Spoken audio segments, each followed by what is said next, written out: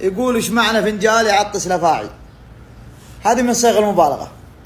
المعروف ان الافعى الحية ما تعطس، مضبوط، لما لها خشم جميل ويتشم بلسانها اصلا.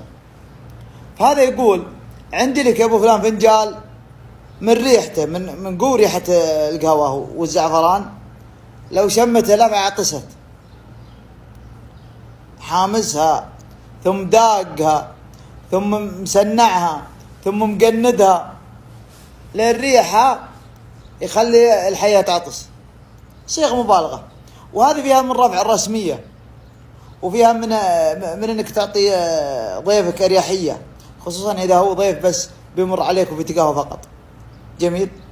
اذن فنجال يعطس الافاعي، يعني من قوة ريحة القهوة تعطس الحية، بالرغم ان الحية ما تعطس.